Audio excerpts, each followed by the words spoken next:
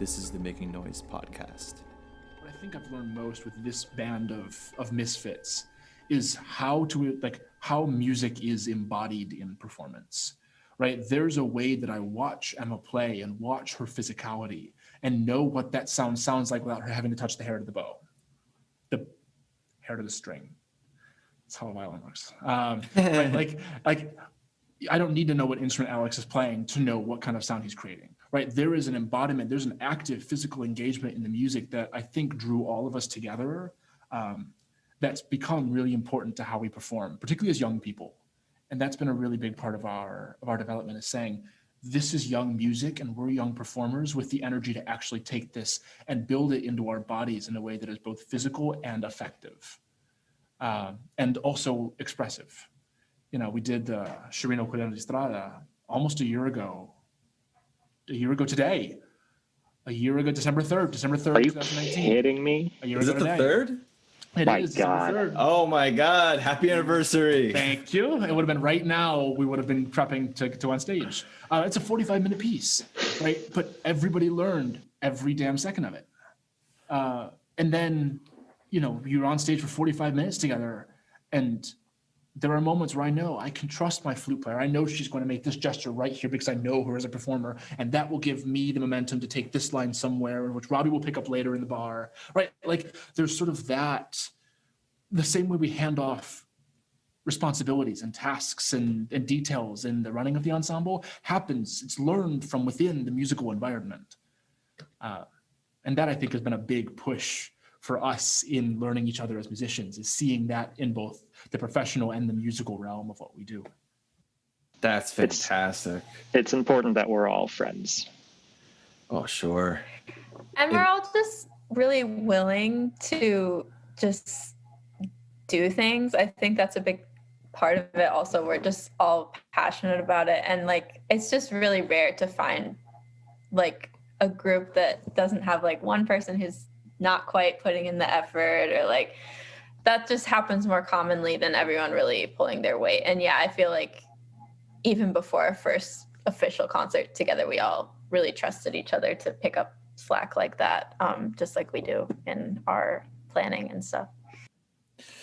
Yeah, really trusting each other. That's like exactly what Tyler said right there.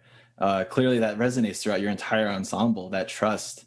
And kind of going back earlier in the conversation when you were talking about delegating and like picking up the slack of someone else and being flexible and stuff, that sounds a lot like you know, stemming out from trusting one another to be able to fill this role when it needs to be filled and do this thing and you know,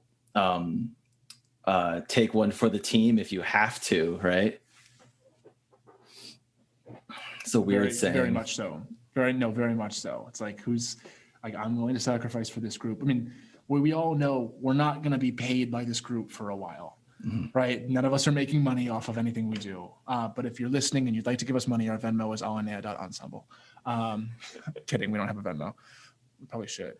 But look, we don't do it because we're making money or because we want to build a business out of this ensemble, right? We just do it because the act of playing together and of sharing that space and embodying that time as a unit is the privilege of our music making.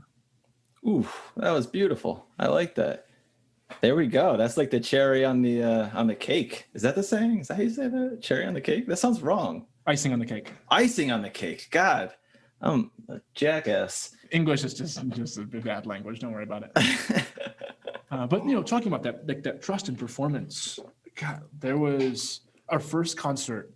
We finished the concert with Songs Joined Refrains of Death by Crumb, which like is 100 and some odd a percussion piece set up, and it's a half hour, and it's all in Lorca Spanish. And I was like, I'm gonna do it memorized, and everyone was like, you probably shouldn't. And I was like, no, I'm gonna do it memorized. And they're like, no, you probably shouldn't. And so I did, but it was like down to the wire. And I think that was the thing that, like, for me, like I'm just speaking on my part, like the fact that Alex and Matt were like, yeah, go for it. We'll follow you. We trust you. Like, you want to cue a downbeat, like just whatever you got to do. We trust you. That was the first time I'd ever experienced that in an ensemble of like, like we all hold each other right in the palms of our hands and say, I know where you're going with this and I will follow you. Like, let's do it together. That's been cool. So who else in the ensemble memorized the piece? Just Tyler, he's crazy. Yeah, that's not, You know, I have the privilege of words though, right? Like words and associations help a good deal. And you know, it's crumb. It's just me screaming Spanish to the audience for like a half hour. it's also all in D major, if you think about it. It's a manageable key. That's a manageable key right there. It's no C major, but you know. Well, you can't compare much to C major. It's I just, mean, shall we say it's at the top of the hierarchy? yeah, it's pretty. It's good hierarchy. I mean, it's in C, not in D. I mean, geez. Ooh, Terry Riley, Yeah. The man. Indy's the remix that I don't think it's appropriate for this podcast actually.